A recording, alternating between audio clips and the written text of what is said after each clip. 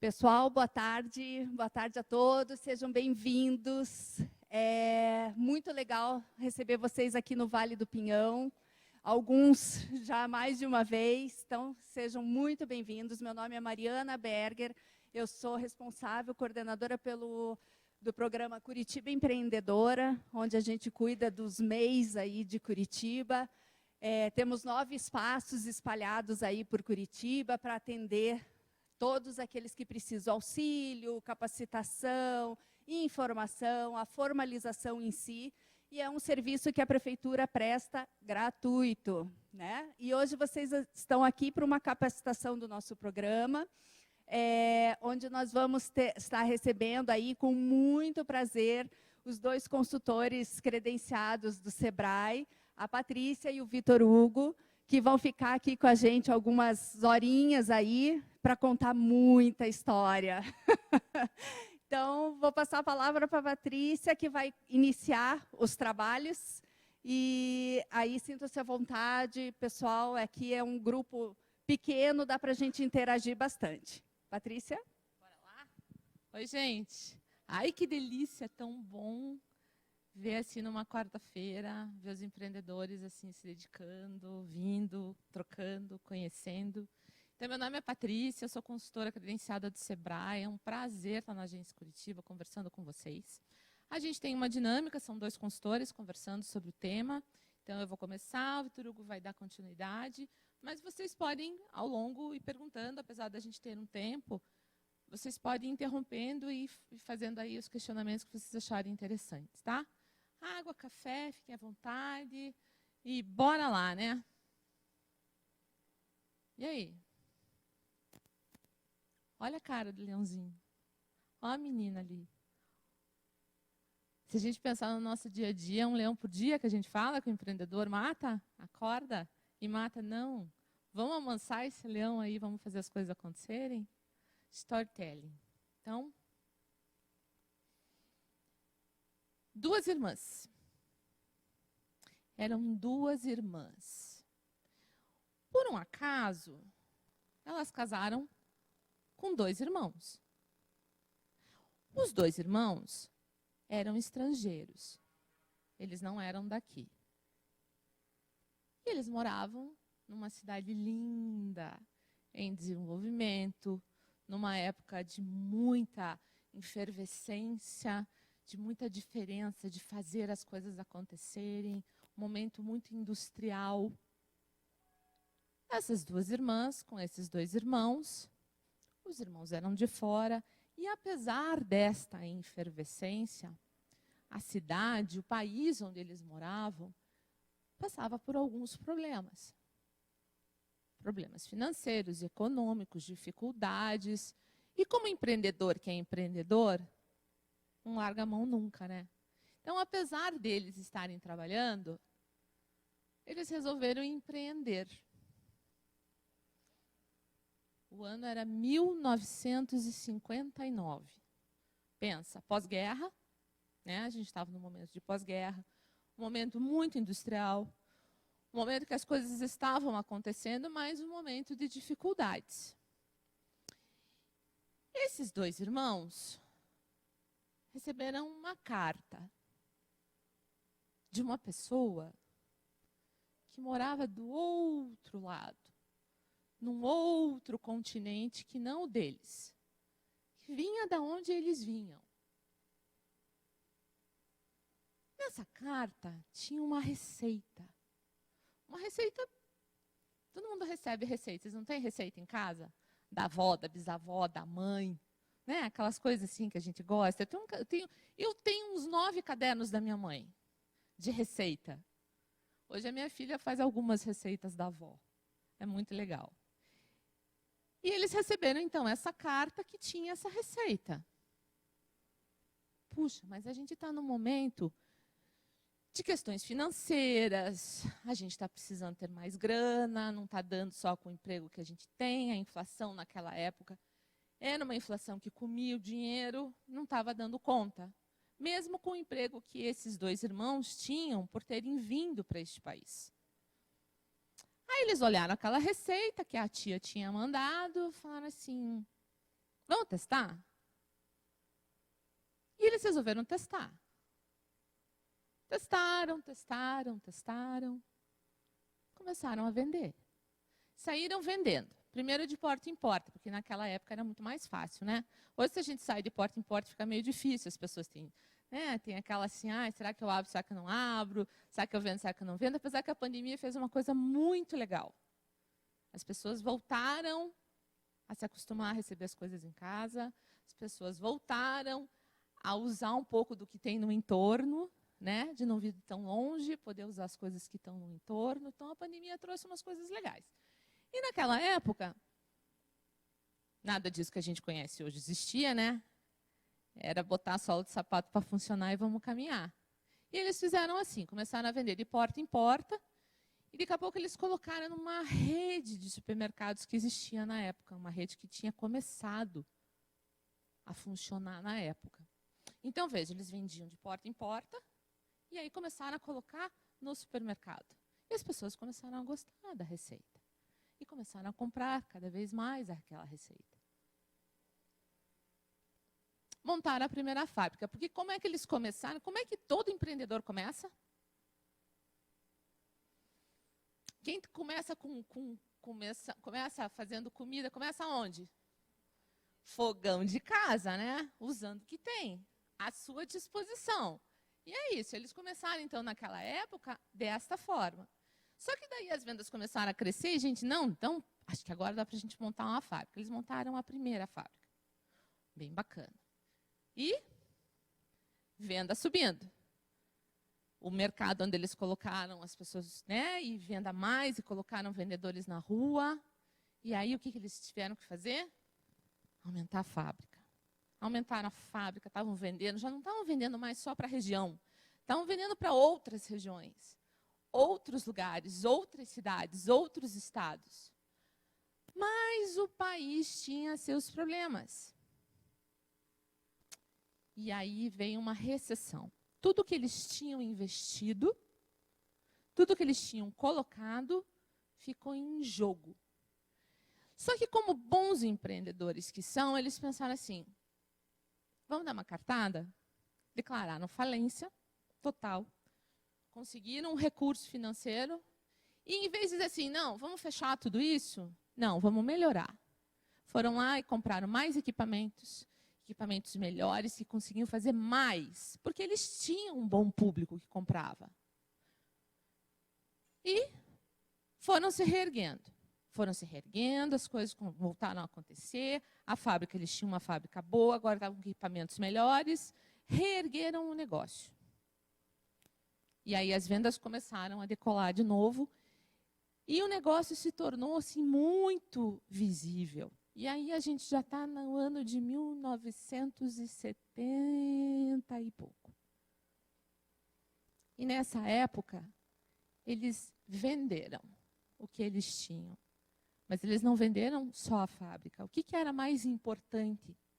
Além de, claro, o produto que eles tinham. O que vocês acham que era bem, assim, importante? A receita.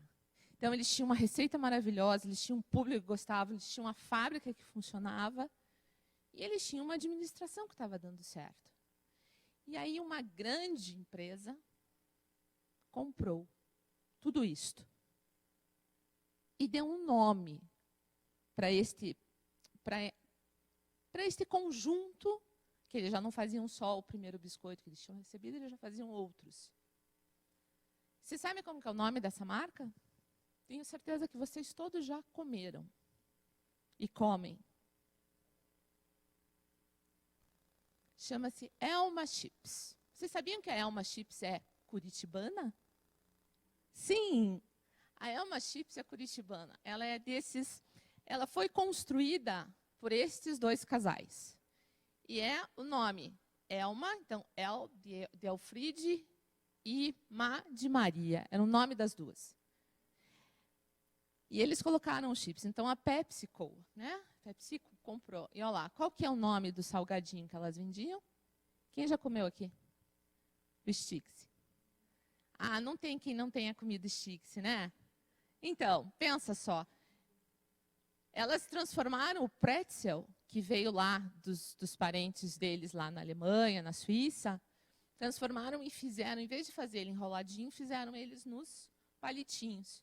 E faziam isso no forno de casa. Foi assim que elas começaram para aumentar a renda da família. Porque como os irmãos vieram da Europa como engenheiros para trabalhar aqui, e o Brasil estava passando por necessidades, por problemas, né, financeiros, que a gente passa desde sempre, mais um pouco, mas eles resolveram, vamos botar a mão na massa, né, e vamos fazer esse negócio acontecer. E esse negócio acontecendo, então, ano de 1974, a PepsiCo comprou, então, a fábrica, deixou o nome, que já existia, e passou, então, a distribuir esses produtos, esse nome, para outros locais. Então, a gente pensa assim, a gente mora numa cidade onde se imagina que isso veio de fora. Não, isso é daqui, é a nossa história. Como a gente estava conversando ali agora com a Mariana, estavam conversando, né, Vitor Hugo? Vocês estão, que eu também não sabia, a gente está aqui no Moinho Rebouças.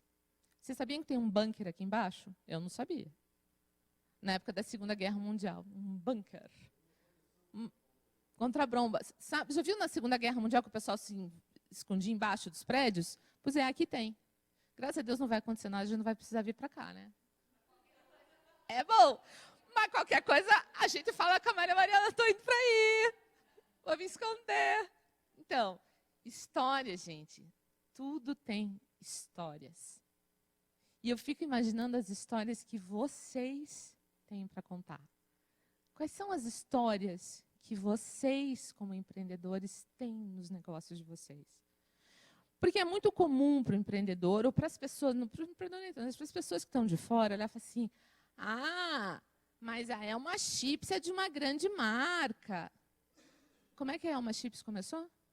No forno de casa de 2 donas de casa. Quantas histórias de negócios a gente conhece que são assim? Todo mundo começa pequeno. Todo mundo começa com uma ideia. Todo mundo começa com dificuldades, com questões que precisa resolver. E às vezes a gente, como empreendedor, esquece dessas histórias. E essas histórias são uma ferramenta maravilhosa no marketing. Elas são muito importantes. Agora que a gente está vivendo aí, o Pingo de Ouro também é receita das meninas. A gente está vivendo um momento pós-pandemia, que não é pós, porque né, a gente ainda está convivendo e vai conviver com esse vírus ainda por muito tempo. O vírus da gripe está aí, desde quando? Desde sempre. Então, o Covid vai ficar por aí. A questão assim, a pandemia nos trouxe algumas coisas que são muito legais. Talvez o pessoal mais novo não lembre, mas assim, um pouco mais, vamos pensar assim, uns 10 anos atrás, 15 anos atrás, a gente vivia momentos em comunicação, em marketing, onde a gente precisava ter tudo perfeito. Não era assim? Se via aquelas propagandas perfeitas, as pessoas perfeitas, as roupas perfeitas, tudo perfeito. A pandemia veio e botou isso tudo por água. Por quê? Porque a gente estava preso em casa e a gente precisava vender. E a gente tinha recurso na mão, que é o digital. A tecnologia está na mão da gente. Mas eu não tenho uma filmadora maravilhosa, eu não tenho um gravador de voz, eu não tenho um estúdio em casa, eu não tenho nada disso. O que eu tenho que fazer? E aí é onde que se reforça a nossa comunicação? Na nossa verdade de empreendedor, nas nossas histórias. Quais são as histórias que a gente tem dentro de casa e que a gente pode usar como ferramenta para trabalhar o nosso negócio? Como é isso? Como é teu nome? Karen. A gente estava conversando com a Karen ali, ela já me deu uma informação super importante, bacana, estava mostrando uma feira de empreendedoras que vai ter e ela vende, eu falei assim, né? A mesa posta, assim, não, é roupa de mesa. E é mesmo? Roupa de cama, roupa de banho, roupa de mesa. Vocês já viram aquelas fotos lindas de mesas lindas? Assim, Agora, vamos pensar lá atrás. Vou pegar o exemplo dela.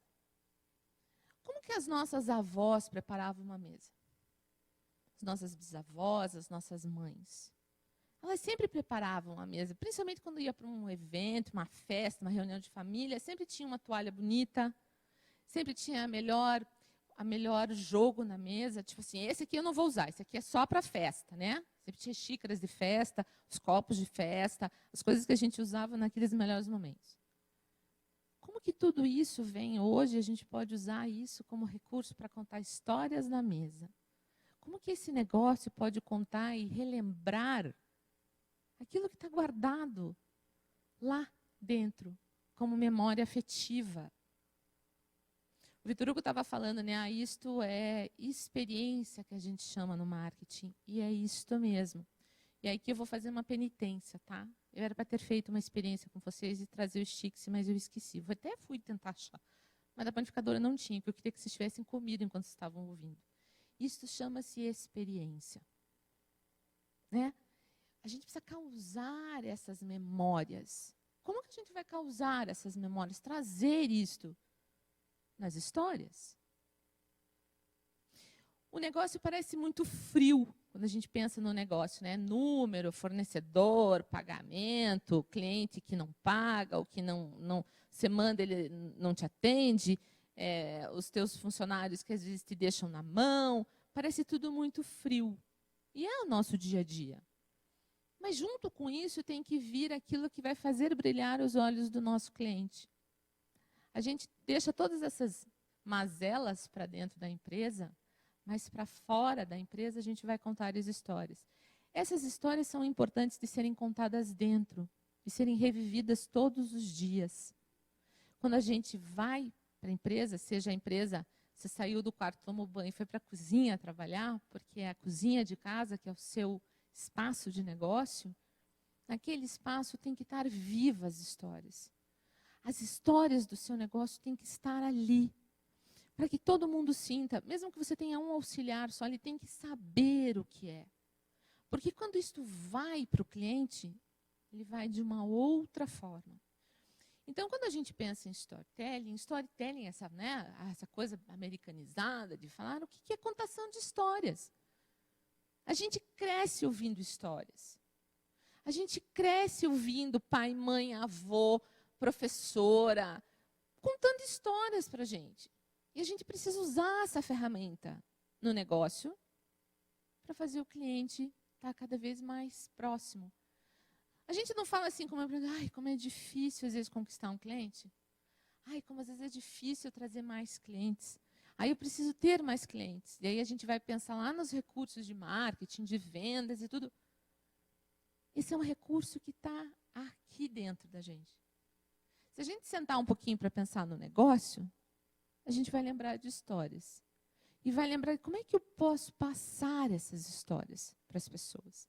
Então, storytelling é isso, é a contação de história. A habilidade de contar histórias utilizando um enredo elaborado e narrativa envolvente. Enredo elaborado. Enredo elaborado é você pensar na tua cabeça. Como é que eu posso contar isso? Trazer isso com vida, com emoção para as pessoas.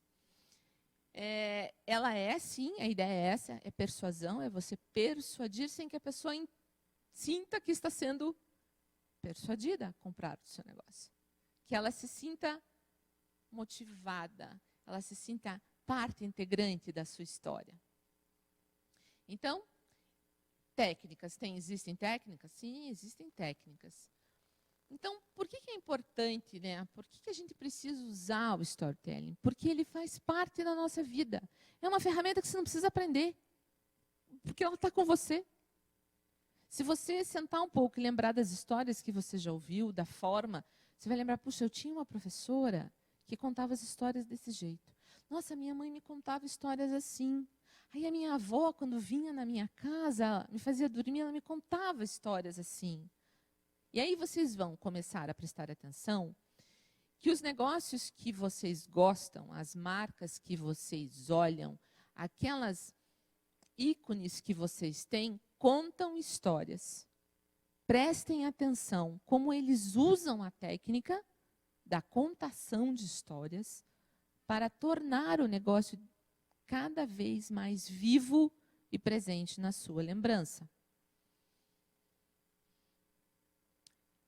Eu trouxe aqui 3 exemplos, só para deixar mais claro para vocês.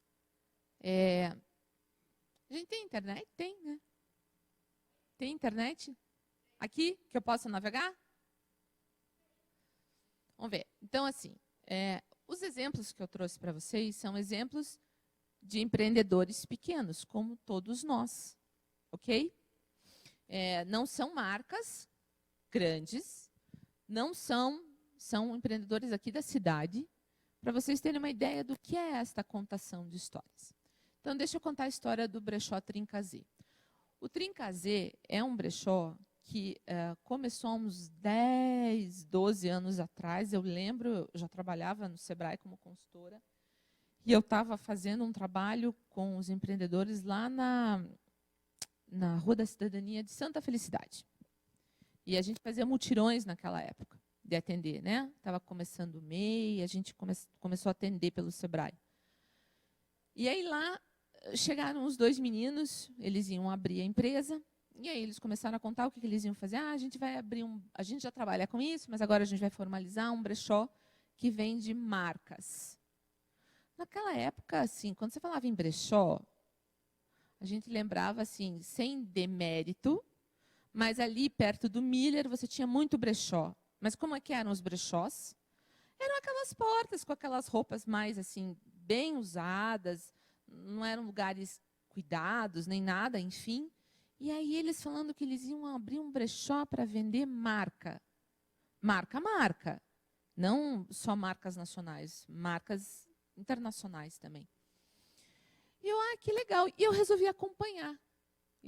E até hoje eu acompanho a história deles. Porque eu atendi eles lá, depois eu fui visitar. Eles abriram a primeira loja perto do cemitério municipal.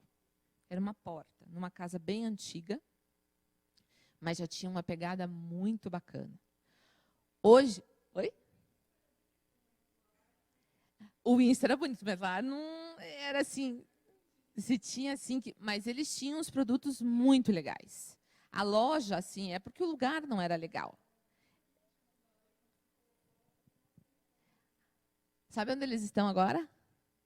Na Praça Espanha. Você conhece a Praça Espanha?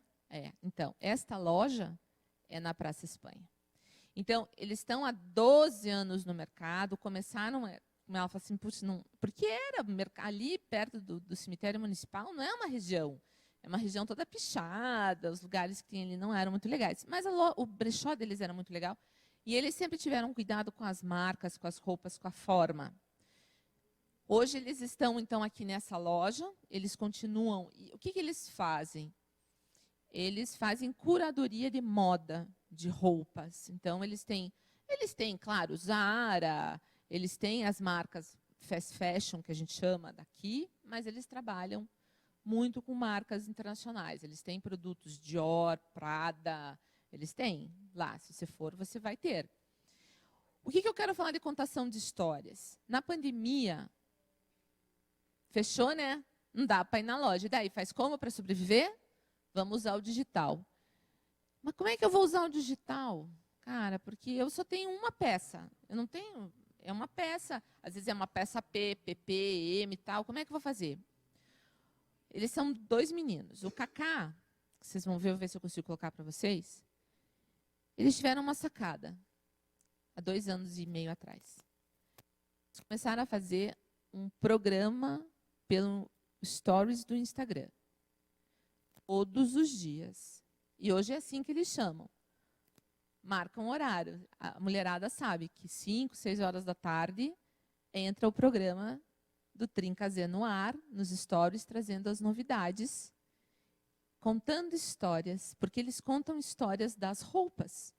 Então, eles montam, o Kaká vem lá, ele tem um jeito de falar, ele tem um jeito de se comunicar, ele tem um jeito de apresentar os produtos, montando histórias entre os produtos. Por quê? Porque é uma peça assim, uma saia desse jeito, um sapato assim, ele pega, monta o look, conta a história daquilo todos os dias, num programa, no Instagram, nos stories. Isso é história.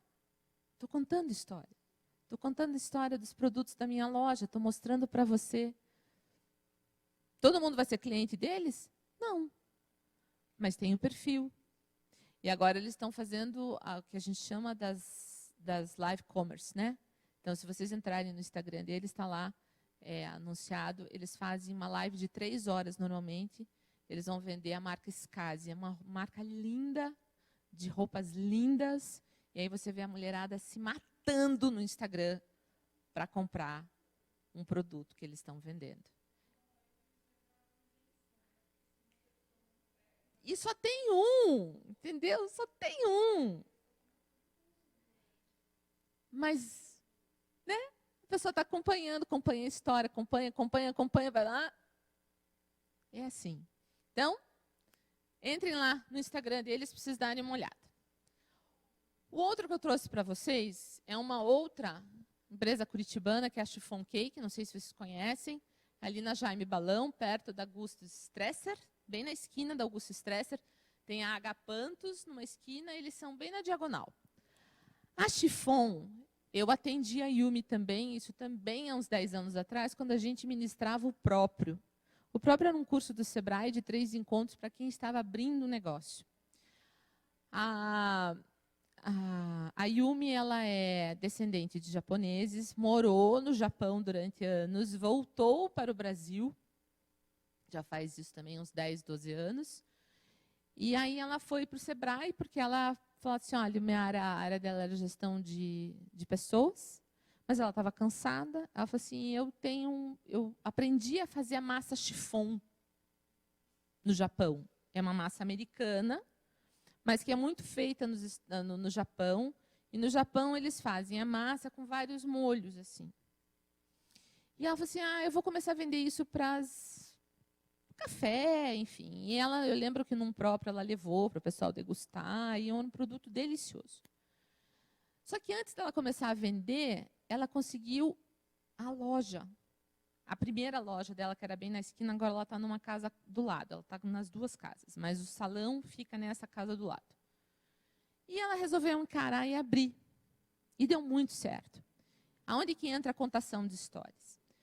Se vocês entrarem no lugar, hoje ele já está um pouco mais moderno, mas ela mantém a essência. Qual é a essência? Você vai tomar água saborizada, você vai lavar as suas mãos com a toalha quente, que isso ela trouxe do Japão.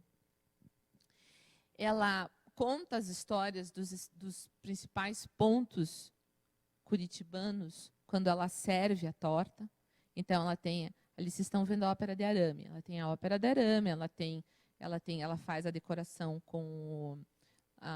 lá com o Jardim Botânico. Ela tem uns 3 ou 4 pontos de Curitiba que ela conta a história. Então, ela trouxe as coisas que são legais do Japão para cá, ela mantém isso na história. A cor é sempre essa, ela não mudou a marca. E aí, nos doces que ela serve, ela vai contando a história curitibana quando ela coloca, reforçando esses pontos nossos aqui nos doces. Então, assim, é uma contação de histórias. Ela está contando a história dela ali. Ela está contando como. Então, ela traz os valores nesta contação de histórias. Então, a Chiffon Cake, vocês também podem entrar lá no Insta dela e dar uma olhadinha, se quiserem visitar. É muito legal, tem uns produtos muito gostosos. Ela também sofreu bastante na pandemia, teve que se reinventar e acabou criando um outro negócio dentro do negócio dela. Isso que é bacana, né? Empreendedor que não para, ele vai vendo oportunidades e vai avançando. Exatamente, porque aí eu conversei com ela, a gente estava fazendo um trabalho com 3 consultoras do Sebrae, e a gente trouxe para conversar, a gente queria entender como é que estava, e era bem isso, assim, eu vi uma oportunidade. Meu salão estava fechado, não podia vender, mas eu tinha os produtos. Aí ela começou a vender cesta. Horrores, ela vende horrores de cestas, lindas as cestas. Ela começou a entregar, aniversário, não, e chega de um jeito na tua casa, que é uma coisa. Então, ela conta essa história. Ela vai contando histórias nos produtos. Outra empresa nossa, genuína, só que aí, claro, ela já é num nível um pouco maior, que é o Madeira, mas o Madeira é curitibano. O Madeira é daqui. O Júnior Durski é um empresário daqui. Ele é do interior.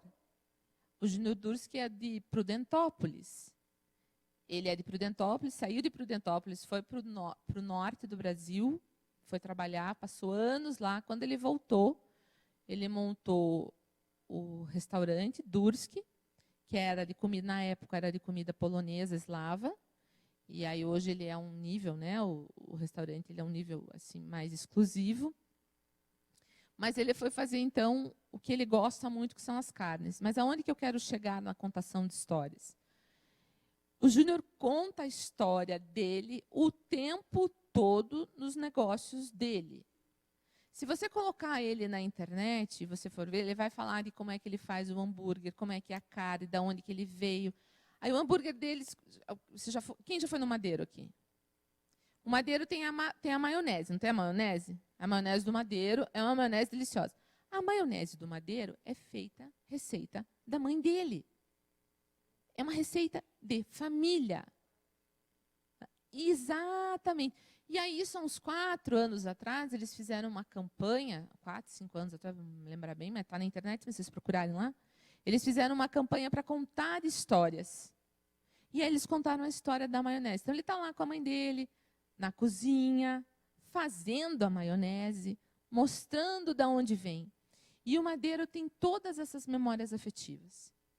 Apesar dele ser grande, dele ter, tem a fábrica hoje em Ponta Grossa, enorme, tudo assim, mas a memória afetiva continua lá. Então, e aí ele veio contando, né, essa história da maionese, e a maionese é feita pela mãe dele. A história está ali. E faz toda a diferença. Quando o cliente entra no seu negócio, no ambiente do seu negócio, seja ele físico, virtual, seja ele conversando no WhatsApp, seja ele vendo as fotos, seja ele vendo um vídeo, se ele sentir a história, a conexão dele é diferente. Mas também pode dar muito errado, tá? Vocês conhecem o sorvete de Leto? Já ouviram? Eles têm uma... Agora faz tempo até que eu não vejo, mas eles têm uma geladeira verde escrita Dileto. E eles resolveram usar storytelling para contar a história, que não era uma história real. Em 2013 e 2014, foi um auê. Porque descobriram que a história que eles estavam contando não era bem a história verdadeira. Então, eles pegaram lá sim, veio da Itália, mas a história que eles contaram não era a história real do produto. Então, uma coisa importante, vamos usar contação de histórias? Vamos. Mas vamos usar o que é de verdade. Porque depois desta pandemia, as pessoas não querem mais fake. Faz toda a diferença. Toda a diferença a gente mostrar o que é real para as pessoas.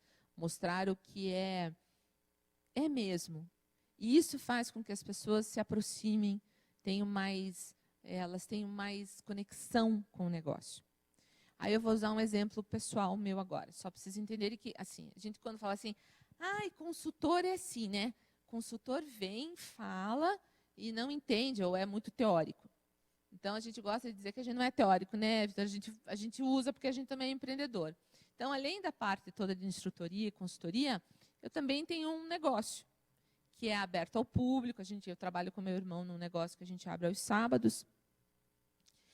E nesse negócio, a gente usa muito essa questão afetiva. É muito importante para nós que as pessoas se sintam em casa no nosso negócio. Então, a gente trabalha com a equipe, tudo nesta conexão com as pessoas. E a gente está colocando agora uma sobremesa nova lá, que a gente chamou de Doce da Vovó.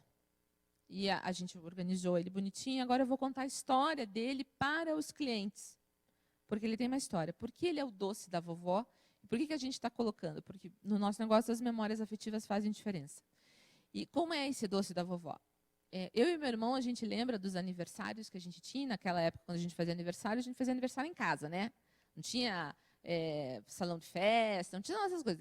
O que a mãe fazia? Fazia uma mesa, fazia as coisas. E a minha mãe fazia um doce que ela colocava na mesa. Então, ela fazia brigadeiro e ela fazia este docinho que vinha naquelas... Só que naquela época, aquela embalagenzinha que vai o brigadeiro, sabe? A forminha, eu lembro até hoje, ela era metalizada azul, rosa, mas eu lembro muito da azul. que a minha mãe fazia? Ela pegava a banana seca, cortava a banana, colocava doce de leite e salpicava açúcar cristal em cima. Então, tinha brigadeiro e esse doce de banana seca com doce de leite e açúcar cristal em cima. E eu cresci com isso, eu e meu irmão. Isso faz muita diferença para a gente. Daí a gente pensou assim, que vamos colocar, só que não deste jeito, como docinho, mas o doce de leite com as bananas como uma sobremesa para as pessoas. Só que se você coloca simplesmente lá, as pessoas não entendem, certo? Agora, se você contar, assim, o que é o doce da vovó? O doce da vovó é uma memória afetiva nossa, de casa, que acontecia assim nos aniversários de casa, que a gente comia desse jeito. Então, a gente resolveu trazer, por quê? Porque o nosso espaço é isto. É família, é um espaço que só trabalha de dia, movimenta as famílias, traz as crianças e tal, enfim. Perfeito. É isso mesmo. Essa é a contação de histórias. A magia vem disso, né? A magia vem daquilo que a gente tem de mais gostoso, precioso, das coisas que a gente tem na memória. Mexe com isso, né? Que é aquela coisa assim, eu queria tanto o cheirinho do bolo da minha avó, eu queria sentir. E aí a gente vai trazendo essas questões para dentro do negócio. Então, parem e pensem no negócio de vocês, porque vocês têm, sem dúvida nenhuma, memórias afetivas que podem ser trabalhadas numa contação de histórias. Vocês podem usar recursos dos mais variados. Pode ser no presencial, no atendimento, pode ser nos posts de Instagram, pode ser numa campanha que você faça no seu negócio.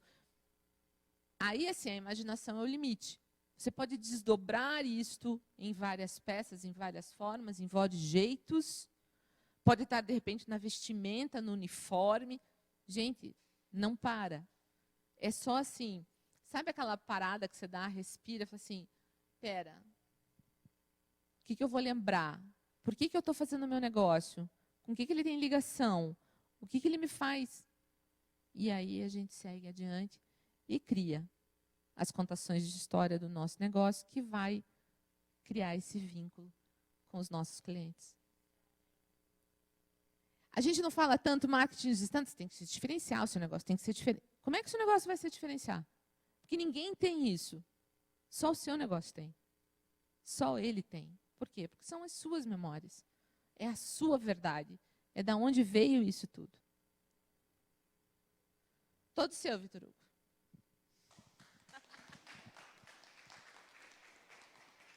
Bora lá. Obrigado. Deu meu assessor aqui. Boa tarde.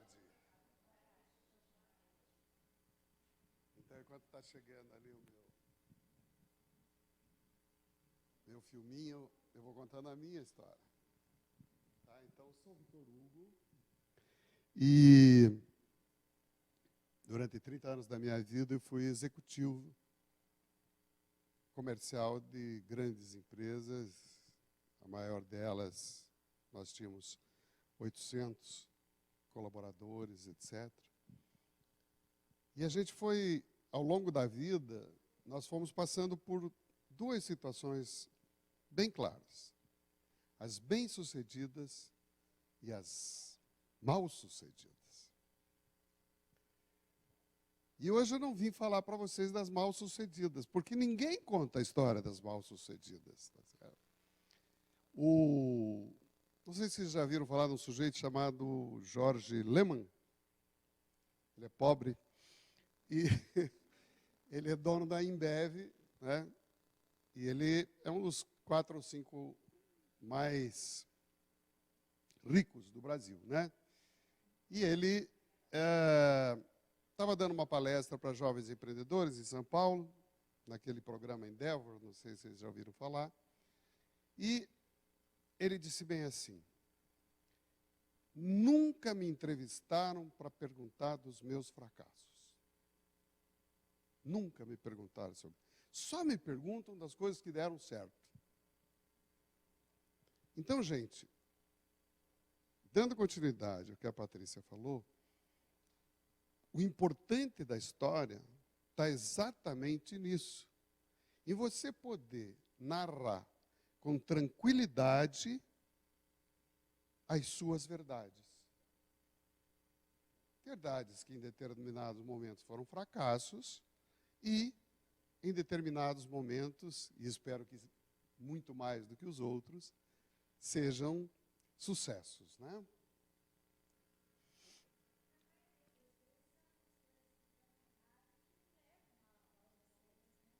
Mas isso é até da Bíblia, né? E lá na Bíblia não diz que o justo cai 7 vezes e 7 vezes se levanta, tá certo? O empreendimento bem-sucedido é um empreendimento que não sei se cai 7 vezes, espero que não, mas que vai passando por situações críticas em vários momentos e tal. Então, nós escutamos agora a Patrícia falando sobre boas histórias. E as boas histórias são construídas efetivamente em cima de uma palavra que nós, agora mais do que nunca, temos que vivenciar. Essa palavra chama-se experiência. Experiência. Nossa, se vocês pegam todos os exemplos que a Patrícia deu, todos eles têm por trás o quê? Uma experiência. Eu recomendo que vocês vejam na internet, eu não trouxe para essa palestra, de uma outra palestra minha, o que a Adidas está fazendo nas suas lojas de Dubai. Vocês não imaginam a loucura da fusão desse mundo novo, de tecnologia, de percepção, de sentidos, tá certo? É para isso que nós precisamos contar histórias. E não interessa se nós somos do tamanho da Adidas ou se nós somos do tamanho que somos. Desde que tudo que a gente vai fazer a partir de agora tenha por trás uma história bem falada pela Patrícia, uma história verdadeira. Vocês todos já assistiram, já leram lá todas as histórias das Mil e Uma Noites, né? Talvez um dos romances mais bem-sucedidos, né? Toda a história começa por uma traição, se lembram lá, né? Foi chifradinho, né? A esposa dele, cada vez que ele saía para uma guerra, etc e tal, arrumava um amante, né? E ele, crau. E a partir do momento que ele acreditou que aquela mulher que ele adorava o traiu, ele acreditou que todas as mulheres o trairiam e matava uma por dia. Casava, matava, casava, matava, casava, matava. Até que, lembram da história, a Sherazade era filha do primeiro-ministro dele lá. Eu quero casar com ele. Mas minha filha, ele vai te matar. Eu quero casar com ele. E de tanto ela insistir, ela foi apresentada a ele e vocês lembram da história. Ela cada noite contava uma história. E não terminava. E aí foi levando toda a sua vida. Então, essa é a primeira das grandes vivências das empresas de vocês. Todos os dias vocês precisam de uma história nova, de um grãozinho novo, para construir para todos a sua empresa. Olha a moral dos contos de fadas. Chapeuzinho Vermelho, aquele presentinho dado por um estranho e que virou na confusão que virou. Apologia da verdade, feita por Pinóquio, mentiroso, nariz comprido e aquelas coisas todas. E a Bela e a Fera, né, que coloca os julgamentos e, acima de tudo, o amor e o diálogo em todas as etapas do processo. Com certeza. Alguém tem um sandeiro prata? Não temos sandeiro prata. Obrigado. Sem problema. Como é que vocês arranjaram essa foto? Mamãe, como eu era como bebê? Aí eu escrevi para a professora assim, a mamãe não sabe.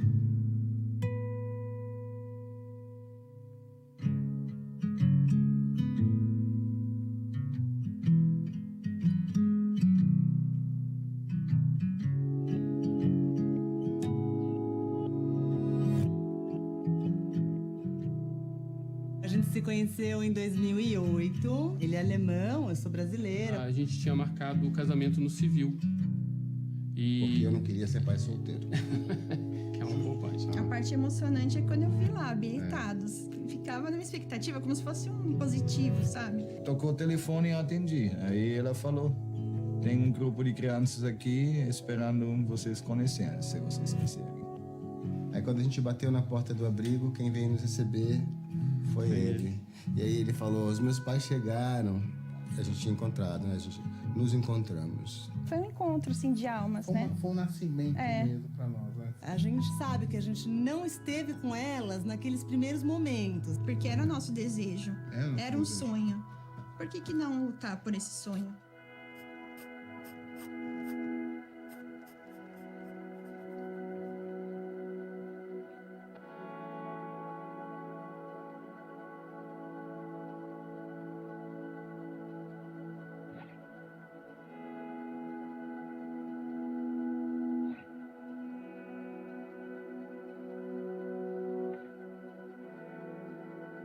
É como se ele já fizesse parte dessa família há muito tempo. No começo, elas falavam assim, mamãe, deixa eu nascer de novo. Se pudéssemos escolher um momento, aí eu gostaria que elas fossem minhas noivinhas. Aí já entrasse comigo no salão. E aí seriam duas pequenininhas, né?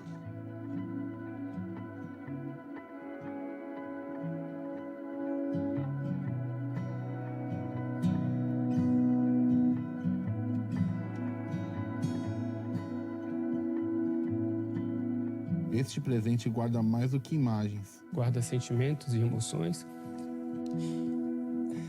que já existiam antes do Matheus chegar. Vocês são exemplos repletos de amor, carinho e respeito. Mas, principalmente, responsáveis por mudar a vida de suas filhas. Por isso, criamos esse presente, o álbum Nunca Fotografado. Uma singela homenagem para vocês. Que sempre foram uma família de verdade. Só faltava vocês se conhecerem. A gente não tem um álbum, a gente não tem. Papai sempre me deu todo o carinho do mundo. Na hora da mamadeira eu ganhava beijo atrás de outro. Caramba, como que vocês conseguiram isso? Vou chorar, que é isso?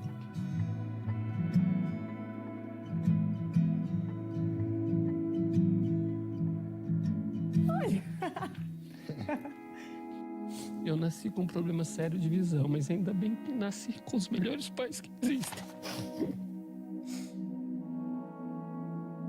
De uma coisa eu tenho certeza, meu papai é o melhor pai do mundo, olha lá. Oh, meu Deus. Muito lindo, gente, muito.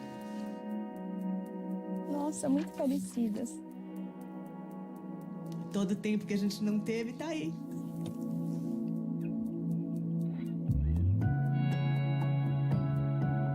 Barbaridade. Eu tava aqui. Olha a Gabi. Eu dormindo com o papai. Isso aqui traduz todos os meus pensamentos. Desses anos todos, tudo que eu pensei que poderia ter vivido com ele.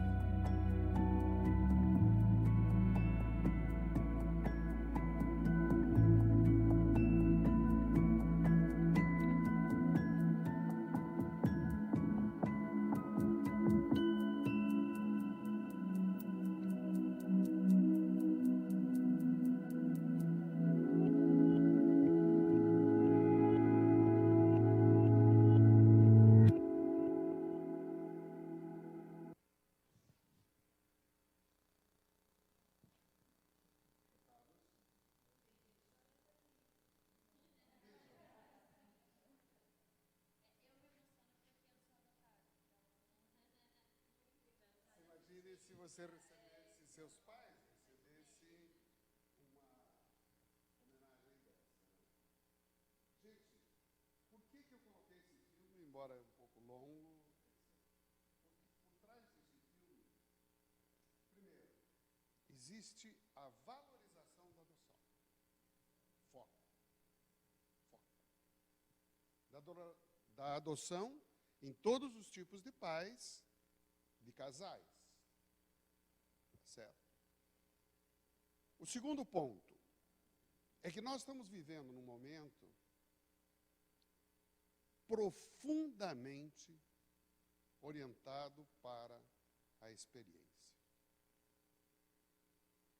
Nós temos que criar experiências diferenciadas para os nossos clientes.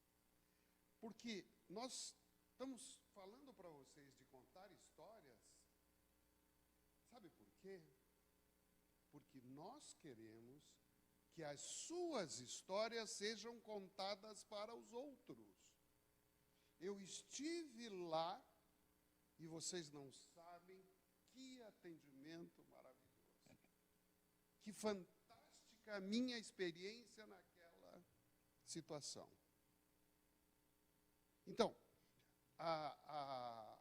vocês têm seguramente a obrigação também de serem a própria história. Porque vocês são o exemplo para os seus colaboradores. Eu tive uma experiência fantástica em Malé. Sabe Malé? Você é de Malé? Muito bem. Então você vai confirmar que a minha experiência foi legal. E eu fui lá dar uma palestra do Sebrae. Eu cada dia conheço uma situação mais legal. E estava passando na rua, assim, com o carro e queria tomar um cafezinho um pouco antes da palestra. E estava escrito assim, café e flores. E eu falei, é aqui que eu entro. Gente, que loja maravilhosa. Flores, plantas, era uma floricultura completa.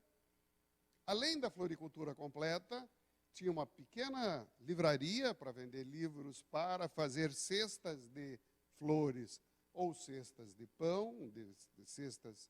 Tinha também uma pequena lanchonete. E uma senhora maravilhosamente, atendendo maravilhosamente. Ponto. Nada mais simples do que isso, gente. Quer dizer, ela conseguiu fazer num espaço, talvez desse tamanho aqui, uma experiência numa cidade extremamente pequena, que tem 13 mil habitantes. Então, primeira coisa que vocês têm que fazer é, quem é sua persona? A persona é um modelo do que vocês querem como seu cliente. Não é o seu cliente. É a expectativa que vocês constroem para criar o seu cliente, para desenvolver o seu cliente.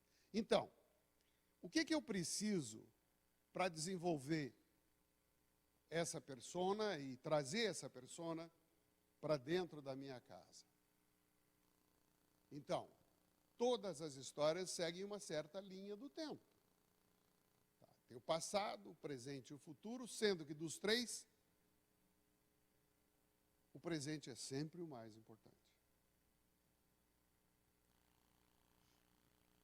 Tá. Então, toda a história é feita e construída para que a gente tenha envolvimento, para que a gente possa trocar essas experiências todas que eu estou falando para vocês. Então, nós não vamos achar clientes se nós tivermos histórias fantasiosas para contar. Quer dizer, a fantasia é oba, que fantástico, etc. E qual é a realidade? Ali, desliga a TV, vem cantar agora o parabéns, acabou o café, onde é que eu saio, etc. Aquelas confusões todas das festas. Então, vejam, vamos tratar as coisas como elas são. E elas são, em primeiro lugar, realidades. nas quais nós entramos. Vocês viram as histórias que a Patrícia contou. A história do Stixi, quer dizer, um sucesso extraordinário que saiu de uma pequena experiência. Um bunker embaixo do prédio. Quem de nós imaginaria isso? Os famosos túneis embaixo do Clube Concórdia. E assim por diante. Assim são as nossas histórias. Vocês, alguns, talvez comercializem. Ao comercializarem, quanto vocês sabem da história dos produtos que vocês vendem? E hoje, aquela experiência do brechó que a Patrícia falou, está trazendo uma lógica de verdade fantástica. O exemplo até mais fácil de entender isso é o seguinte. Eu acho que as crianças gastam muita roupa, não gastam? Em 3 meses acaba a roupa das crianças. E a gente, de repente, gasta roupa, dinheiro com produto da Gap, da Fischer, de não sei quem, etc. e tal. Ora, para que serve o brechó? Para vender um produto seminovo, quer dizer, um produto que foi usado por uma criança por 3 meses, por 2 meses, e que está lá inteiro, cheirosinho e assim por diante. Então a gente precisa imergir nos nossos negócios, pular de cabeça dentro dos nossos negócios, para quê? Para que tudo aquilo que a gente está fazendo seja legítimo e verdadeiro. Que tenha autenticidade e tenha emoção. Eu sempre me emociono no Dia das Mães, principalmente com a minha irmã. Meu filho é incrível. Há um tempo ele me disse que queria ser advogado. Eu achava que o dom dele era outro. Mas aí eu pensei... Eu sempre o encorajei a tomar as próprias decisões, a correr atrás dos seus sonhos.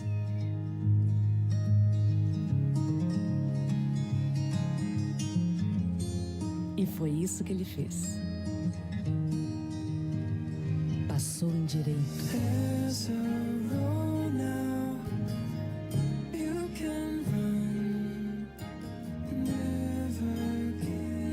Mãe, eu te amo.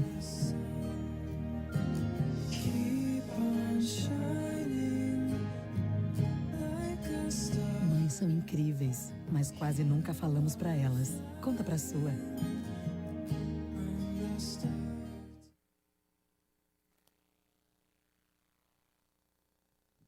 Emoção, de novo, né? Quer dizer, as experiências, elas são verdadeiras e definitivas quando vividas. E é isso que hoje nós esperamos de qualquer tipo de empresa. Essa vivência efetiva que a Patrícia já falou, do nosso caso ali específico, de lembrar a mesa da vovó. Eu me lembro das mesas da minha avó. E isso faz tempo. Muito tempo. Então, as buscas que nós estamos fazendo, nós não combinamos, né? Mas eu vim trazer para a Patrícia aqui, que a Patrícia falou a verdade. Sempre gostei muito de hambúrguer, principalmente eu sempre gostei muito de carne. E aí eu tinha 8 anos, 9 anos, eu pegava um ônibus em Prudentópolis, ia até Ponta Grossa, comia 3 x-salada, pegava o ônibus de volta e voltava para Prudentópolis.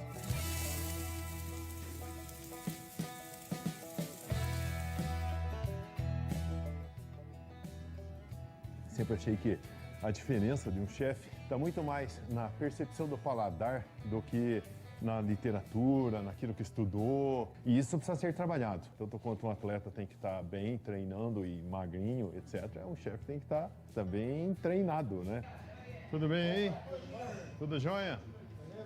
Cadê o chefe? Como eu ia fazer hambúrguer, fui para a terra do hambúrguer, fui para a terra do cheeseburger, que é os Estados Unidos. Nova York, Chicago, São Francisco. Então eu comi em 70 restaurantes e aí voltei para o Brasil com uma ideia muito clara do que era um bom cheeseburger. Foi muito fácil eu chegar no hambúrguer, porque eu tinha certeza que eu iria para a churrasqueira. Aí foi só acertar o blend, essa relação carne com gordura. Foi um queijo cheddar muito bom. O mais fácil foi a maionese. Esse eu não tive trabalho nenhum, simplesmente peguei a receita da minha avó. E aí trabalhei muito no pão para chegar no pão que a gente tem no Madeiro hoje, que é crocante e quentinho, assado na hora. Salada, evidentemente, muito fresca. E aí tá feito o cheeseburger. Aí tá feito o melhor cheeseburger do mundo. Eu acredito muito no simples. O simples é uma coisa espetacular. E simples está aí. O Madeiro é minha vida. Na verdade, não é que eu tenho duas vidas. Eu tenho só uma. A minha casa se mistura com o Madeiro. Esse aqui, põe no da mamãe? Escolhe pra mim, da... Coloca. Esse é menorzinho. Assim. Tá. Ketchup, claro. Estou feliz vendo as pessoas comer bem e sair satisfeitas e ficarem alegres porque estão comendo a minha comida, a comida do Madeiro, o cheeseburger do Madeiro. Eu fico muito feliz com isso. Acho que o the best. Ele vai no Madeiro hoje? Vamos no Madeiro.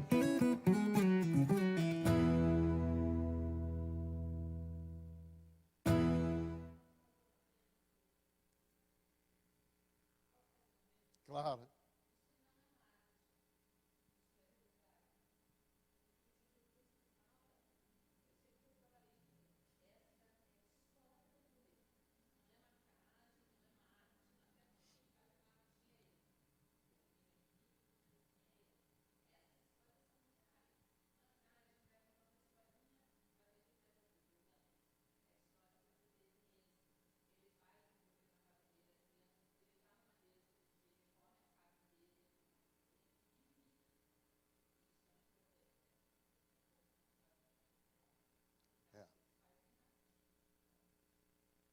Outra pessoa que me lembra muito essa história do Madeiro e que é uma das pessoas que mais divulga a sua própria história e faz o seu negócio em cima da sua própria história é o Alexandre Costa, né, da Cacau Show. Tá certo? Que vive contando a história dele. E vocês veem, lembrando agora como eu comecei, que a história dele começa com um fracasso. Que a família dele vendeu mais do que pôde vender e quebrou. E ele mais tarde, depois voltou. Para concluir, eu vou deixar 3 perguntinhas para vocês e 3 respostas que foram dadas. Era uma vez um rei. E esse rei era muito jovem. O pai dele tinha acabado de morrer e ele chamou um vassalo e disse: vassalo, sobe lá na montanha, que lá em cima mora um sábio. E faça para ele 3 perguntas. A primeira pergunta: qual o momento mais importante da vida de um homem? E o vassalo foi lá e fez a primeira pergunta. E o sábio respondeu: momento presente.